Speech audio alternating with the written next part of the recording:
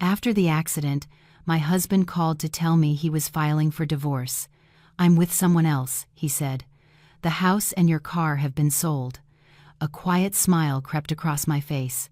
The fool had no idea that the house was never really his. But before I continue, do me a favor and tell me in the comments what city you're listening from. I'd love to see how far my story has traveled. Lauren was 37 years old, and though her age had never been a burden, that morning it felt like a lead weight on her chest. She slowly opened her eyes. The white fluorescent light of the hospital sliced through the blinds, drawing a trembling line across the ceiling. She was there, connected to a catheter, an IV, a pain that seemed to stab through her abdomen, and the cold silence of a room that hadn't seen a visitor in hours, maybe days. She wasn't sure. She swallowed hard. Her throat felt like it was on fire. When she tried to move, the incision under her bandages reminded her she had no strength for any argument, question, or doubt. She still remembered the surgeon's voice before they put her under for the operation. "We'll do everything we can, but it's a high-risk procedure." She had simply nodded. She had always been the strong one, the problem solver, the one who never broke. Now she was broken, pinned to a bed, dependent on the help of others. Her gaze shifted to the bedside table. Her cell phone was vibrating, the screen lighting up. It showed the face of the man who had been her world for over 10 years. Stephen, her husband. The man who should have been sitting next to her, holding her hand, asking if she had even survived. He hadn't. He hadn't shown up since she was rushed to the hospital. No text, no call, nothing. She took a deep, shaky breath. Maybe this was it, the moment he would apologize. Maybe he would finally bother to visit. With a painful effort, she lifted her arm just enough to grab the phone. Every movement felt like fire ripping through her stomach. "Hello," she answered, her voice a hoarse whisper. "Lauren, we need to talk." Stephen's voice wasn't gentle, worried, or tired from watching over her recovery. It was a dry, tense, and impatient voice. Lauren closed her eyes. He didn't ask about her health. He didn't ask how the surgery went. He didn't ask if she was alive. He just delivered those words, as if handing over paperwork that needed a signature. "Stephen, are you okay?" she managed to whisper. "I don't have time to beat around the bush. I've been thinking, and I'm filing for a divorce. There's no point in continuing this." Lauren's heart plummeted. For a second, she thought the morphine was playing tricks on her, that she'd misheard. She opened her eyes wider, focusing on the blank wall. "What did you say?" she whispered. "I want a divorce, Lauren. I don't want to be together anymore. I've been with someone else for the past few months. I can't do it anymore. I don't want to go back to that house with you. We're done." Each word landed like a physical blow to her freshly operated abdomen. A mix of physical and emotional pain radiated through her body. She tried to swallow, but her tongue was dry. She didn't know what to say. She couldn't breathe. She couldn't understand. "You have another woman?" she finally asked in a faint voice. "Yes, Emily. We're together, and I need you to understand. I'm not leaving her. She's young. She understands me. She isn't full of problems or sickness like you, and I don't want to hear you cry or complain. I've made my decision." Lauren felt an icy pang climb up her chest. It wasn't the confession she had suspected it for a long time, but the method, the coldness, the ruthless cruelty. It was as if he had waited for this exact moment, when she was at her weakest, literally fighting to heal, to strike without mercy. She tried to grip the phone, but her hands were trembling. Her voice wouldn't come out. She swallowed hard, refusing to cry, not in front of him. Stephen continued, as if reciting a memorized script. "And one more thing. I've sold the house and your car. I did it all using the special power of attorney you gave me a while back. So, when you get discharged, you can go stay with your mother. You have nothing to come back to with me. Don't make a scene." The room seemed to run out of air. The heart monitor beeped faster. Lauren felt the world folding in around her like wet paper. Tears filled her eyes, but she wouldn't let them fall. "You sold what?" she stammered. "The house and your car. The papers are signed. I have the money. It's all done. Don't be dramatic. Everything is settled." There was a pause. Then Stephen added something she hadn't expected. I don't want to be your husband. I don't care about your surgery. I don't care what you're going through. I just need you to understand that we're finished. And I hope when you get out of that hospital, you don't cause any trouble. Because I won't stand for it." Lauren clenched her jaw. Suddenly, a spark of clarity cut through the pain-filled fog in her mind. A cold, sharp clarity. He didn't know the truth. He knew nothing. The house had never been in his name. The property belonged to her mother, Eleanor. It had never been transferred. Not a single brick, not an inch of land. Everything Stephen thought he held was smoke. Pure smoke. A small weight lifted from Lauren's heart. A tiny, involuntary smile touched her lips. It wasn't happiness, it was justice, or at least the premonition of it. "What a shame," she whispered, almost inaudibly. "A shame? What?" Stephen asked, annoyed. "That you understood nothing. About the house, or about me." "What didn't I understand? Don't start with your mysteries. Tell me what you're implying." Lauren fell silent. She could finally breathe. She was finally getting herself back. She finally lifted her head. "Nothing. You'll find out." "Lauren, what are you talking about? Don't talk to me like that. Tell me what you mean." She closed her eyes. She had no interest in explaining anything to him, no energy for it, and no desire. All she wanted was to hang up, rest, and start preparing, even if she was still confined to that hospital bed. "I have to go," she said. "I'm tired." "Tell me what you mean. Tell me about the house." "Goodbye, Stephen." She ended the call. The silence that followed was almost sacred. The rhythm of the heart monitor slowed. The pain was still there, deep, sharp, stabbing, but Lauren felt something else. Something new, or perhaps something old that had always been there. Call it dignity. Call it strength. She was not a defeated woman. She was a wounded woman who, even from a hospital bed, was aware of every piece on the chessboard. The door opened and a young nurse entered with a silver tray. She said something pleasant about medication and hydration. Lauren nodded. She could barely hear her. Her heart was still pounding, but not from fear anymore. It was from something else. It was from strategy. When the nurse left, Lauren tilted her head slightly toward the window. Outside, the world continued at its own pace, indifferent to her pain, her broken marriage, the long shadow of betrayal that had fallen over her. But it was also a world she knew, and knew how to face. The surgery had taken her strength. Stephen had taken her trust, but he wouldn't take anything else. The house he thought he'd sold? Impossible. The car he thought he'd negotiated? Not legally.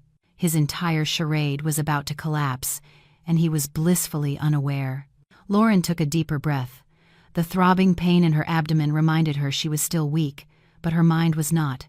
She felt a dark, steady, almost electric awakening. Stephen thought he had crushed her at her weakest point, that he had reduced her to nothing but a shadow in a bed. How wrong he was.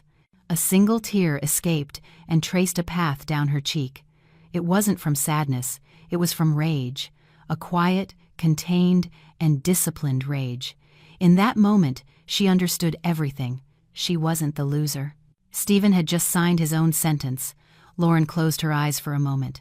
The only thing she could hear was the distant hum of the machine measuring her pulse. It was more stable than before. The pain was still there, sharp and persistent. But something stronger was beating in her chest. Clarity. The kind of clarity that only comes when the world decides to break you, and you choose not to be broken. 12 years. It had been 12 years since she had agreed to merge her life with Stephen's. 12 years of cooking for him, washing his clothes, managing their bills, celebrating his promotions, caring for their son while he traveled for business meetings that she now knew were just excuses. 12 years of quiet dinners, cheap excuses, and fake smiles in front of others, and she had swallowed her anger, pretending everything was fine. In truth, it had all started long before that awful phone call. She met Stephen when she was 25. She had just started as a junior accountant at a tech firm in Austin, where Stephen had been working for years as a sales lead. She still remembered in detail how Stephen would appear in the office in a crisp button-down, a perfectly knotted tie, a smile as white as a toothpaste commercial, and the confident demeanor that charmed everyone. It charmed her, too. She felt special when he started asking her to lunch, when he brought her coffee in the morning, when he looked at her with that mix of confidence and tenderness that only manipulators can fake. 6 months later, they were living together. A year after that, he proposed, a small but elegant ceremony. Everyone said they were the perfect couple. No one, not even her, imagined that with that marriage, she was also signing a silent contract to give up herself. At first, everything seemed perfect. Stephen was attentive, detailed, fun to be with. He would say that Lauren was the only woman who understood him, who made him feel at peace, who inspired him to be better. And she believed him, because back then, Lauren still wanted to believe in fairy tales. She still thought love was like that, trusting, without question. The first blow wasn't a slap or an overt betrayal. It was a night, 3 years into their marriage, when Stephen came home smelling of cheap perfume. She smelled it when she hugged him, a sweet and cloying scent that wasn't hers. He said a client had given him a gift, and he had worn it out of respect. Lauren pretended to laugh, to believe him, and went to bed, but she didn't sleep that night. The second blow was more obvious. A message she saw by accident when Stephen left his phone on the table to go to the bathroom. The screen lit up with a notification. "Miss Nicole, you won't get away later." The contact had no name, just a red heart emoji. Lauren froze, her finger hovering over the screen, not daring to unlock it. When Stephen came back, she had put the phone back in its place and was serving dinner as if nothing had happened. From then on, something changed. Lauren was never naive. She always had a sharp mind for details.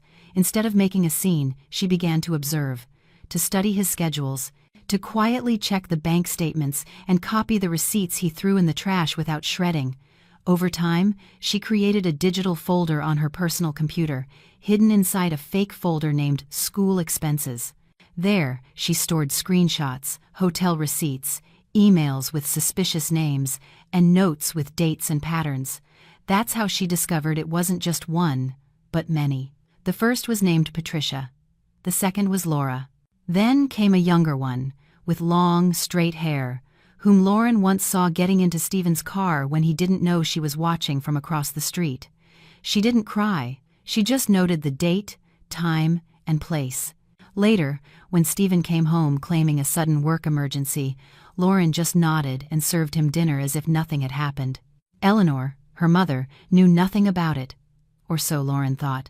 But Eleanor was no fool. A widow for over 5 years, she could smell a lie from a mile away.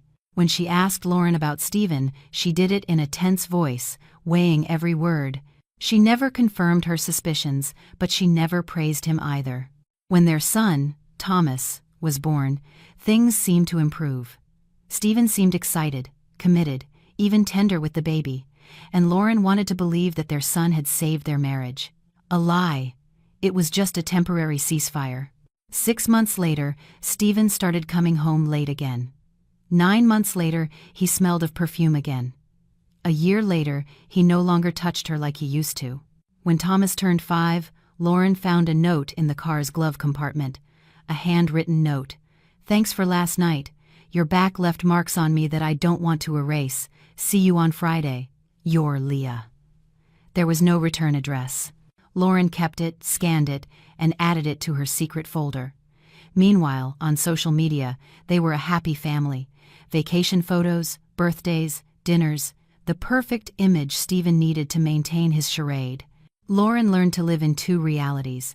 The public one where she smiled, worked, and organized everyone's life, and the private one where she documented every one of Stephen's missteps, every sign, every contradiction. Her mind worked like clockwork. She never told anyone, not her best friend, not her boss, not even Eleanor. But what Stephen never imagined was that the woman who prepared his coffee every morning and accompanied him to social events without a word was the same woman who had collected enough evidence to legally destroy him when the time was right. And that moment was getting closer. A week after discovering his first infidelity, Stephen spoke to Eleanor. Lauren knew, because Eleanor told her later. Stephen went to her house with a gentle tone, a restrained smile, and words that seemed full of good intentions. He said it was time to formalize the situation with the house they lived in, that since Eleanor had moved to a suburb of Dallas, it made more sense for the property to be in her daughter's name and his. That way, everything would be in order and there would be no legal complications in the future, that it was the right thing to do. Eleanor listened silently, sitting in her rocking chair. When he finished speaking, she stood up calmly, offered him a glass of water, and said clearly, "No, my husband built this house for his family. And as much as I love my daughter, this house is still mine, and as long as I'm alive, it will remain mine." Stephen tried to insist. Eleanor raised her hand. "Don't bring it up again, Stephen, and don't visit here without calling first." When Eleanor told Lauren this, she did it without drama, as if she were just mentioning she had changed the locks on the gate. Lauren said nothing, but something inside her lit up. Her mother had read between the lines and no longer trusted him. The day Lauren was hospitalized for severe abdominal pain, Stephen was on a business trip, or so he said. She was rushed to the emergency room in an ambulance from her office. Eleanor received a call from the hospital, got on the first bus she could find, crossed half the state, and arrived at dawn with a small suitcase and a bag of warm bagels. When she entered the room, Lauren couldn't hold back her tears. "I thought I wouldn't make it," she whispered in a broken voice. "Of course, you'll make it," Eleanor said, sitting beside her. "Because you're one of those who don't just fall apart. Not for a man, and not for a surgery." Lauren said nothing, just looked at her with red-rimmed eyes. That's when Eleanor saw the phone on the table and asked if Stephen had called. He called, "Yes, but not to see how I was." "Then for what?" "He wants to file for divorce." Eleanor wasn't surprised. She took a deep breath, stood up, and walked to the window. "That son of a bitch said he sold the house and the car?" Eleanor turned around. "Sold what? The car, I can understand. But the house? He thinks he sold it." Eleanor raised an eyebrow. "Ah, I see. The fool." Lauren looked at her. "You know what hurts the most? That I knew everything from the beginning, and I still stayed." Eleanor sat down again. "You weren't weak, honey. You just believed love was stronger. We all believe that at some point. But that's enough. It's time to fight." "Yes, Mom. It's time." Lauren took her mother's hand. "We're going to take back what's ours. For me. For Thomas." Eleanor squeezed her hand. "And for all the women who ever doubted their worth, I'm with you until the end." Lauren nodded. In that moment, she didn't feel pain. She felt purpose. 12 years had passed, and Stephen never even knew who he had really married. Lauren was still in the hospital bed, an IV in her left arm, staring out the window. Dusk was beginning to fall, but inside her, the sun was just rising. She knew it with the certainty that came when her mother served her a cup of hot tea and said in a firm voice, "It's time. You need to start moving, even from that bed. That bastard thinks he has control. Show him he's wrong. Strength doesn't come from the body, but from the will." Lauren couldn't walk yet, but she could think, speak, and act. The first thing she did was ask Eleanor to find the number for Jessica Hayes, her old friend and trusted lawyer. Attorney Hayes wasn't just an expert in civil law, she was a woman who knew the ins and outs of corruption. She had defended abandoned widows, single mothers who had been cheated, siblings betrayed by their own family, and she had never lost a case. Eleanor called her from her personal phone. Lauren could only hear Jessica's voice on the other end, direct as always. "Stephen, Lauren's husband, that man again. Good thing you called me now, and not when it was too late. I'm on my way." Lauren asked her not to come to the hospital. She preferred to maintain the image of a weak and clueless patient. As long as Stephen believed she was still fragile, he would be less suspicious of what was coming. They agreed to have a video call that night when Eleanor could leave the hospital for a bit and they could talk undisturbed. Night came. Jessica appeared on the screen, her hair tied back, holding a folder. "I checked the records at the county clerk's office this morning. Your name doesn't appear on any recent sales, Lauren, nor does your mother's. But there is a document that was presented to a notary public in Travis County with the signature of one Eleanor Thompson, and it's an authorization to transfer the ownership of the house you live in. It's dated 2 months ago. And the signature is a forgery." Lauren's lips tightened. "Can you prove it?" she asked. "Of course. I have the digital file. I had it checked by a handwriting expert this afternoon. There's no doubt. It's a forged signature. And who presented this document? Stephen Miller. He went to that notary in person with a Frank Smith, a supposed buyer, who has already deposited $100,000 with him. Eleanor gasped. Lauren closed her eyes. Her face showed not pain, but strategy. We have what we need to start a criminal case. Jessica, start it immediately, but don't let him know. Not yet. Jessica nodded. We'll put him in his place, not just for forgery, but for fraud, aggravated theft, and falsification of public documents. Lauren ended the video call with a clearer mind than ever. Every wound Stephen had opened now served as fuel. She felt alive, not out of revenge, but for justice. She would not let her son grow up believing his mother was weak, or that the man who betrayed and humiliated her could get away with it. But the greatest pain wasn't in the paperwork, it was in the words. Thomas hadn't called since her surgery. Eleanor had tried to talk to him 3 times without success. The first, a video call that Stephen canceled, claiming they had a meeting. The second, a text that Thomas answered with a single sentence that froze his grandmother's blood. Mom left us. She doesn't want to see us. The third, a voice message where the boy repeated, Dad says you're not coming back. Lauren felt her chest tighten painfully. The body can heal. The soul sometimes cannot. He's not going to take my son, she whispered, her eyes turning red. Eleanor stroked her hair. He won't. But you need to be prepared. That man will use everything he can against you, even the child. A few weeks of meticulous work later, Jessica wrote again. She had collected initial documents, witnesses, and evidence. An employee from the Recorder of Deeds office had given her a copy of Stephen's visits to the notary. She also discovered that the supposed buyer, Frank, was not a stranger. He was the cousin of Emily, the woman Stephen was now with. It was all part of a carefully woven chain of lies. Stephen presented the fake document, convinced his lover's cousin to pretend to be the buyer, received the money, and transferred it to a new account. According to Jessica, part of the money had already been used to pay for a luxury car and a renovation on a property north of the city. Lauren said nothing. She took a long, deep breath. The room was still quiet, but inside her, a storm was raging. Stephen hadn't just betrayed her. He had involved their son, his mistress, and now her family. He had crossed lines that could never be uncrossed. That afternoon, the doctor came in. Lauren, your test results look good. In a few more days, you can be discharged. But of course, you'll need to continue taking it easy at home and avoid any heavy lifting for a month. Thank you, doctor. Will your husband be picking you up? No, Eleanor answered. I'll be picking her up, and we'll be going straight to my house. The doctor seemed to understand without asking further questions. When the doctor left, Lauren spoke with certainty. Mom, I need you to get me a new SIM card for my phone, one that no one knows about. I don't want Stephen to know where we are. Eleanor nodded. She also called the principal of Thomas's school, explaining that her daughter had been hospitalized and that they needed to discuss the boy's behavior. The principal agreed to a virtual meeting.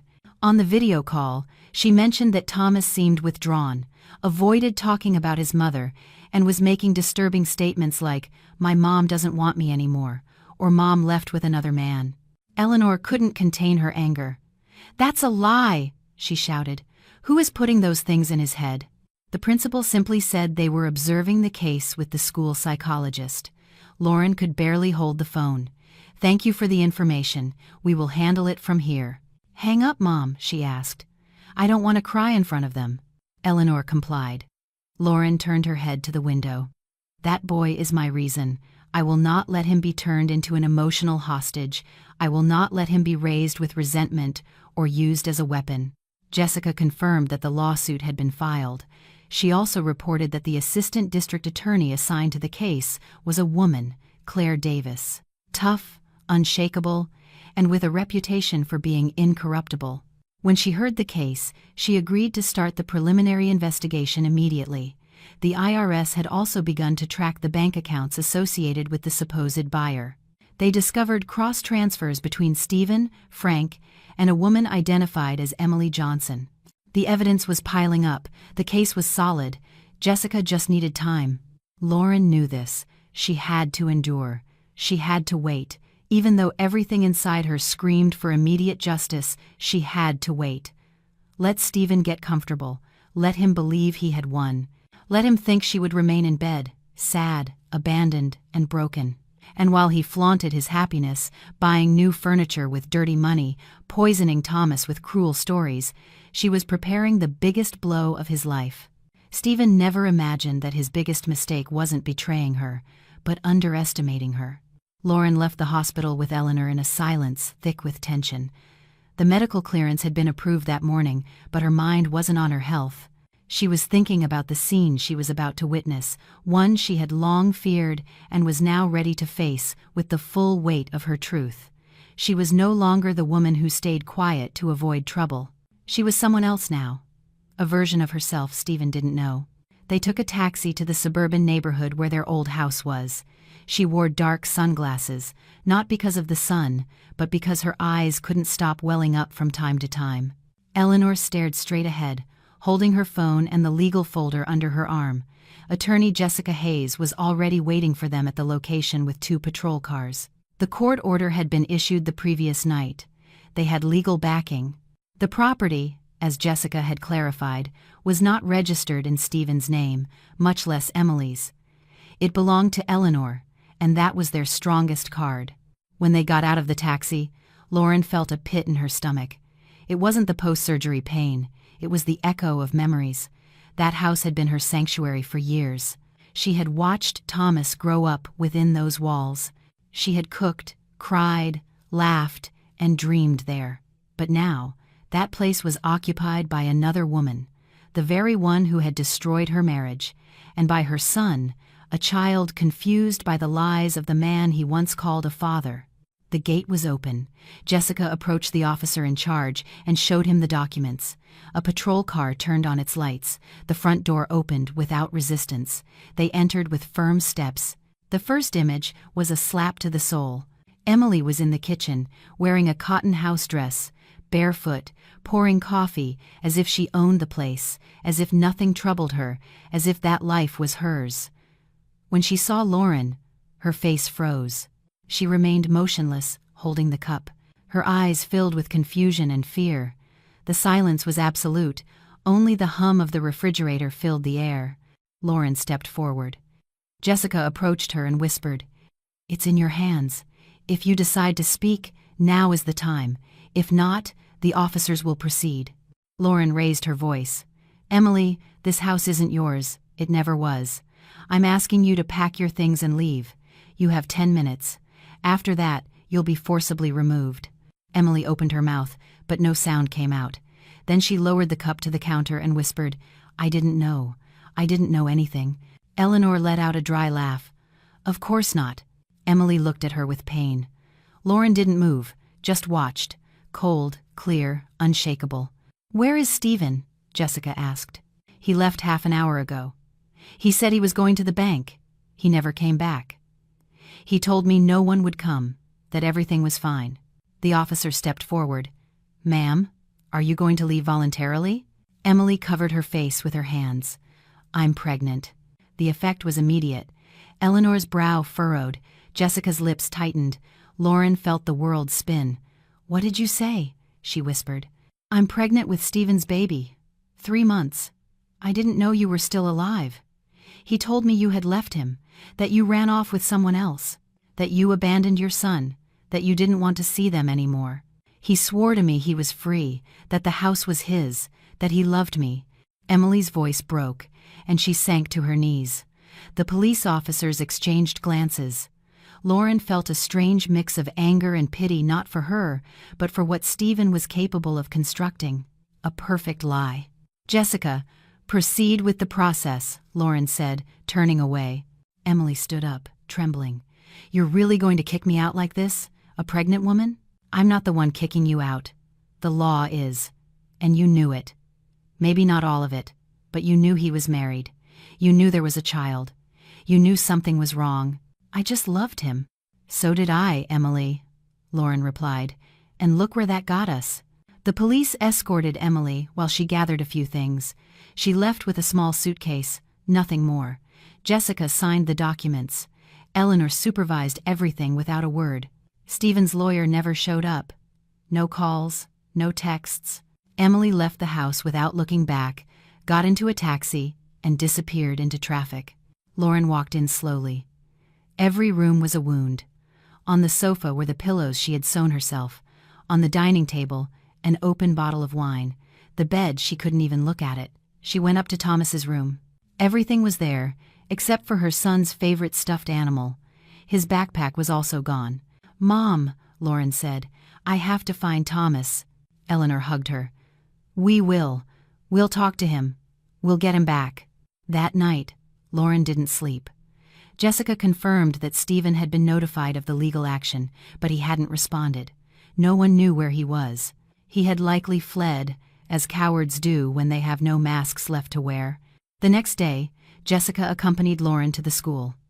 They requested to speak with the principal and with Thomas. A delicate meeting. The boy was in class, unaware of everything. When they brought him to the conference room, their eyes met. For a second, he seemed to hesitate. Then his expression changed. "Why did you come back?" he asked, in a lifeless voice. Lauren knelt in front of him. "Honey, I came back because I love you. Because I never really left. I was just sick, but I'm here now. Dad said you left us, that you didn't want to be my mom anymore." "That's not true, honey. Your dad told you things that aren't true." Thomas stepped back. "You're the liar. He doesn't lie." Lauren felt a blow to her soul. "Thomas, listen to me. I don't want to see you. I don't like you. I want to be with my dad." The words fell like stones. Jessica put a hand over her mouth. Eleanor held back a sob. Lauren just nodded.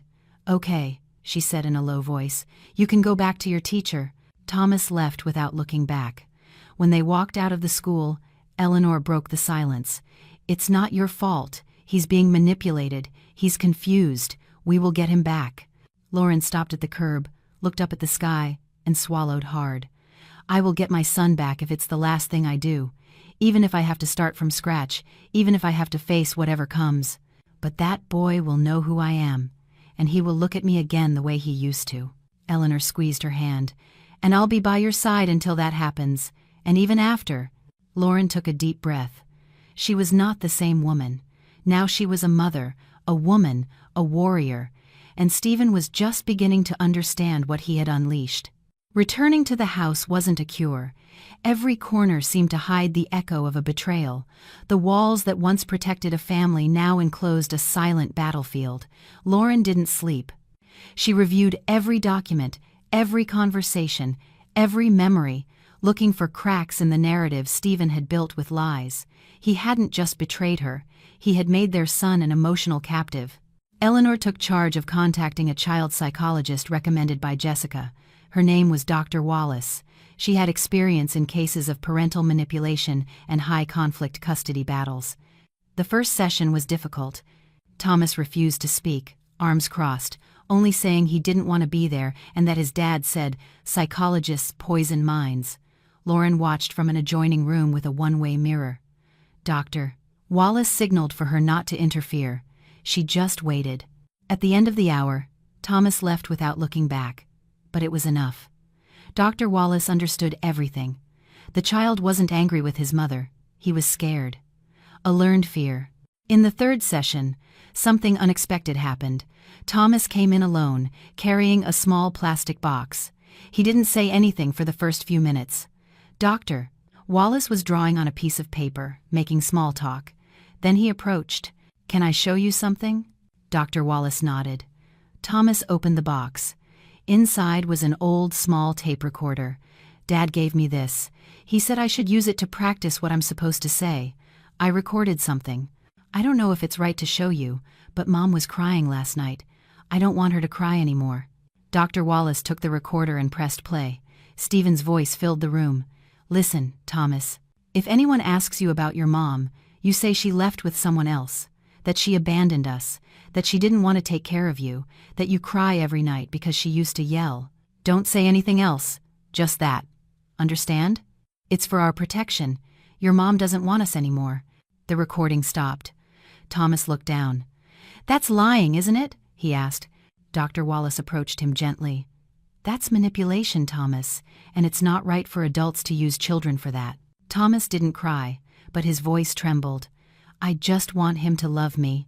That sentence was like a needle straight to Lauren's chest when Dr. Wallace repeated it to her. That night, Jessica came to the house. She listened to the recording 3 times, then secured it as key evidence. The custody trial was approaching, but that wasn't the only thing that surfaced. 3 days later, as Jessica and Lauren were organizing files, the doorbell rang. Eleanor opened the door to find Emily. The woman's face was haggard, as if she hadn't slept in days. "Can I come in?" she asked in a hoarse voice. Lauren hesitated. Jessica was quicker. "Let her in." Emily took an envelope from her purse and placed it on the table. "I'm not doing this for you. I'm doing it for the son you're raising alone, because I'm pregnant too, and I don't want his father to repeat this story." Lauren didn't answer. Emily opened the envelope. Inside was a USB drive and some printed papers, recordings, calls, evidence. Stephen talking to a man named Damian Cross. A deep voice, a hard accent, a threatening tone. "You owe me 200 grand. I don't care if you have to sell your mother. I want my money. If you don't pay, you know where this ends up." And Stephen's reply, with no trace of fear, as if he had crossed that line long ago. "I have a property. It's not in my name, but I have access. I'll sell it this week. Don't worry, Damian. I keep my promises." Emily hung her head. "Stephen never told me he was in debt. He never told me he had mortgaged his dignity. He just kept saying you were to blame for everything, that you had ruined him." Jessica took the USB and scanned the documents. "This changes everything." Lauren remained silent, not from shock, but from the overwhelming emotion in her throat. She owed Emily nothing, but that night, for the first time, she felt not anger, but pity. "Thank you," she finally said. Emily nodded and left. The case exploded like wildfire in the local news. Jessica leaked parts of the file to the press. It wasn't a strategy for revenge, but for pressure. Damian Cross wasn't just any lender. He had connections to money laundering, pyramid schemes, and extortion of local businessmen.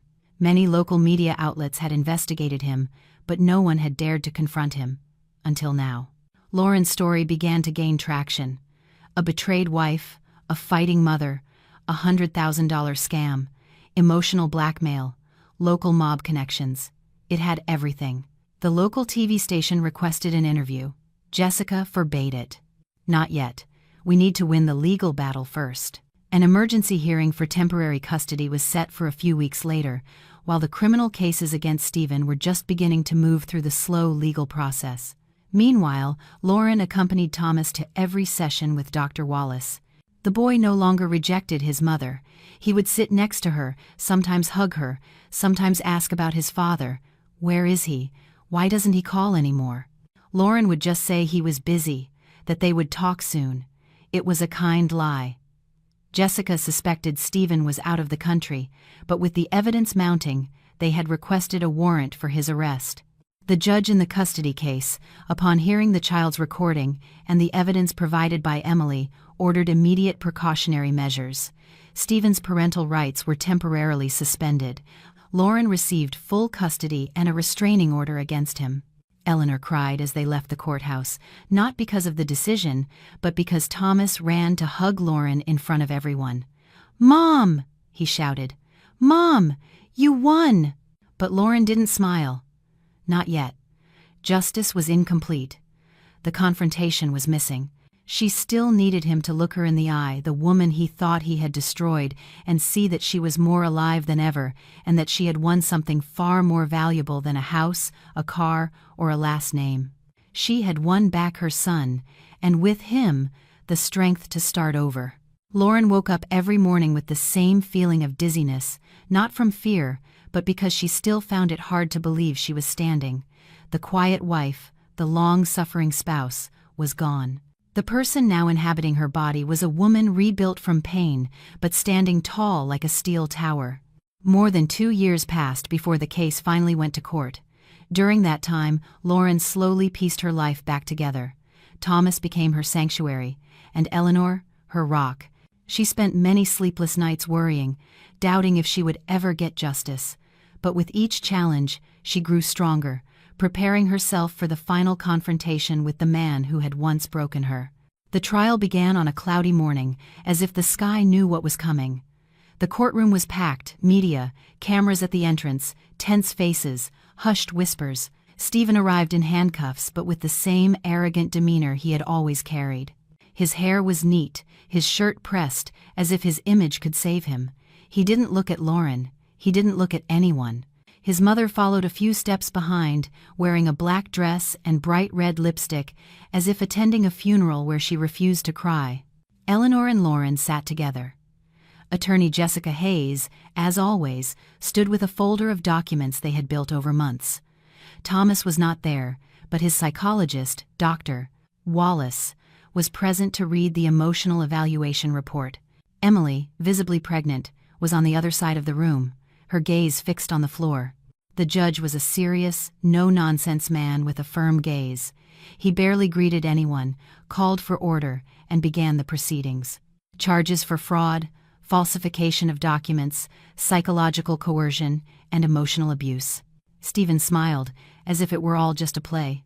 The prosecution began with the testimony of the defrauded buyers. 3 different people took the stand, one by one, explaining how Stephen had sold them the same property, showing them fake documents, and taking hundreds of thousands of dollars in down payments that were never returned. One of them, an elderly man who had used his life savings to secure a home for his grandchildren, broke down in front of the judge. Next was Dr. Wallace. She opened her report, along with the recording of Thomas where Stephen forced him to lie about his mother. The child's voice echoed in the room. No one moved. Every word was a direct spear to the conscience. The psychologist explained in detail the destructive effect this type of manipulation could have on a child. The judge took notes without looking up. Lauren was called to testify. She walked to the stand with a steady step, though her insides were trembling. In front of the court, she told her story. How she discovered the infidelities, how Stephen sold their assets without consent, how her son was used as an emotional shield. There was no drama in her voice, only truth. And the truth, when spoken with composure, is heavier than any tears. Stephen never looked up. He fiddled with his fingers like a child being scolded at school. Then it was Emily's turn. Her voice was weak, as if each word was a difficult whisper. She confirmed that Stephen had manipulated her, telling her Lauren had left him, that she was abusive, that the house was his. She recounted how she had witnessed calls with dangerous people, how she heard threats, how Stephen told her he had everything under control. Finally, Stephen's mother, Carol, stood up. Head held high, she began to speak, not to defend her son, but to attack Lauren. She called her a gold digger, said everything was part of a revenge plot, that her son was the victim of a calculating woman who was now manipulating the system. She tried to argue that she had rights as a grandmother to Thomas, even presenting a motion for shared custody, claiming Lauren was not emotionally stable. The judge let her speak for exactly 5 minutes, then, in a deep voice, told her to sit down. After a trial that lasted several tense months, the judge reviewed the entire file with calm deliberation. He pointed to Dr. Wallace's testimony, Jessica's evidence, Stephen's recordings, and the report detailing the threats from Damian Cross, who was now under police investigation. His decision was clear. Stephen received a sentence of 4 years in prison for fraud, falsification of public documents, and violation of the Violence Against Women Act. Additionally, he was ordered to pay damages to the victims and suffered the complete loss of any rights to Thomas. His parental authority was terminated. He could not approach his son or Lauren for any reason. As for Stephen's mother, the judge was firm. He immediately denied any request for custody, noting that her behavior during the process showed a complete lack of protective judgment. He accused her of being complicit in the emotional damage caused. Carol screamed, called the judge corrupt, and insulted Lauren, but security guards escorted her out. As she was being removed from the room, she yelled that Thomas was her grandson, that she would fight them all. Lauren didn't move. She closed her eyes and breathed. Jessica placed a hand on her shoulder. Eleanor was crying. Dr. Wallace smiled at her from a distance. Emily sat in her chair, holding her belly. Outside the courthouse, a crowd of reporters was waiting. The cameras were on Lauren as if she were a celebrity. Everyone wanted a statement, but she said only one sentence. This wasn't about winning, it was about making things right. They went home. No party, no celebration, no noise. That night, Lauren cooked for Thomas. They watched a movie. He fell asleep in her lap. Eleanor knitted quietly. The world, for the first time in a long time, seemed to be on pause. A few days later, Emily gave birth. A difficult labor, alone. When she woke up in the hospital, Lauren was sitting beside her. She didn't say anything. She just left a set of clothes, a bag of diapers, and a card with the name of a social worker who could help her. Emily looked at her with astonishment. "Why are you doing this?" "Because I know what it feels like to have a child alone," Lauren replied. "And because that baby is innocent. Justice is slow, but when it arrives, it shatters everything." Lauren understood that in that moment. This was never just about a trial. It was about standing up before the world and saying, "I am here, and no one will ever break me again." And with that, she closed the circle with dignity, with silence, and with a new promise: to protect her son from the past and give him a future free of fear.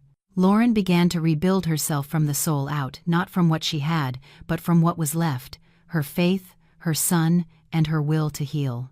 She had lived for so long just enduring that when she could finally breathe without her chest aching, she realized there were still landscapes to discover within herself. Thomas was the first to notice the change. His mother no longer lived looking at the past or with constant tension in her shoulders.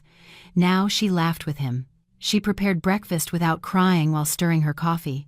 The bedtime hugs returned, the nightly stories, and the words that warmed more than any blanket. One morning, as they were picking up toys in the yard, Thomas approached her shyly. "Mom, do you think I could meet my brother?" Lauren looked at him in silence. The boy was holding a drawing of himself, holding hands with a smaller child. In the sky, a single word was written in imperfect letters: family. "Yes," Lauren finally answered. "But slowly, okay? Families are learned too." Thomas smiled. It was the first stone of a bridge Lauren never thought she would build, one leading to Emily. Julian arrived like things that aren't looked for. They had met while she was recovering from her surgery. At first, it was just a casual conversation about books, then a joke about how bad hospital food was, then a coffee in the waiting area. One day, Lauren realized her heart no longer hurt with every beat. It was beating because it wanted to, because it could. Julian was a doctor, divorced, no children. He had a way of speaking that didn't invade but gave space. He never asked more than necessary. He just listened. And for Lauren, that was a cure.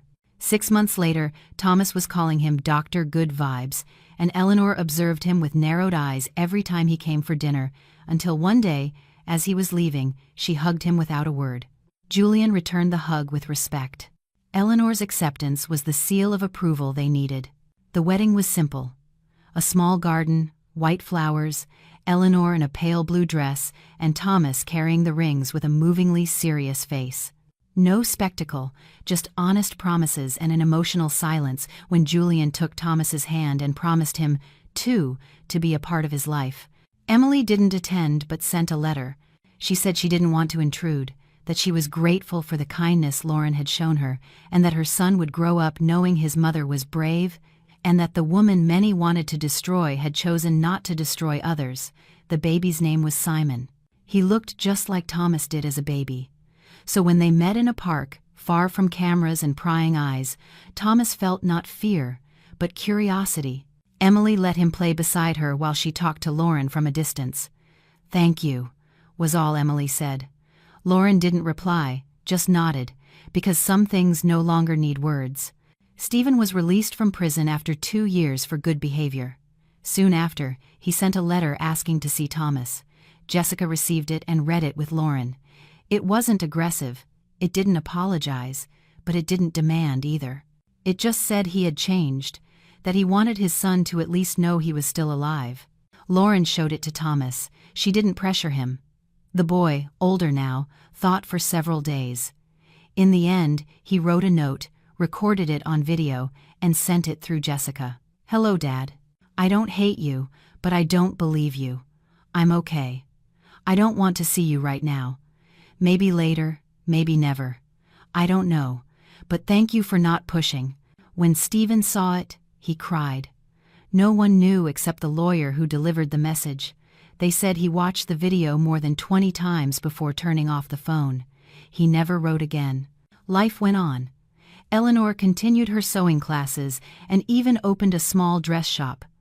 Thomas became the top of his class and asked for piano lessons. Julian and Lauren bought a house, no luxury, but with light, a garden, and peace. Lauren started giving talks at community centers. She spoke about resilience, about psychological abuse, about how to rebuild oneself without getting lost. Women of all ages sought her out to tell their stories. She didn't give advice, she just accompanied them. One afternoon, while organizing some books, she found her old diary. It was full of tear-stained pages, of anger that no longer hurt. At the end, she wrote one last sentence. He thought he was destroying me, but he was forging me into the strongest woman I have ever been. And when she closed it, she didn't hide it.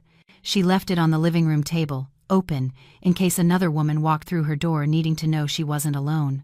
The final scene wasn't dramatic or painful. It was a family eating on the patio, Thomas playing a simple melody on the keyboard, Eleanor serving peach cobbler, Julian hugging Lauren from behind as she laughed, her head resting on his chest. Because sometimes, justice doesn't come as punishment, it comes as peace. And there, looking at the orange-tinged sky, Lauren understood the true miracle. God hadn't abandoned her, he had just made her wait. Because there are battles not won with shouts, but with patience. There are wars not fought with anger, but with faith. And there are doors that close only to force us to build windows. God doesn't always answer when we ask, but he never stops working silently when we trust. Because while she believed everything was crumbling, he was already writing the ending. And it wasn't an ending of destruction, it was one of redemption, of love, of peace, and of new beginnings. If you enjoyed this story, I invite you to leave in the comments what you felt while listening to it. And if you have gone through a similar situation of betrayal, I would like you to share your valuable opinion. Many people are going through a similar situation. We hope their voice lives on in you. Share this story and be part of the change. Remember to tell me in which city you are watching this video. It would be a great honor if you would leave a like, share the video with a friend or family, and subscribe to the channel.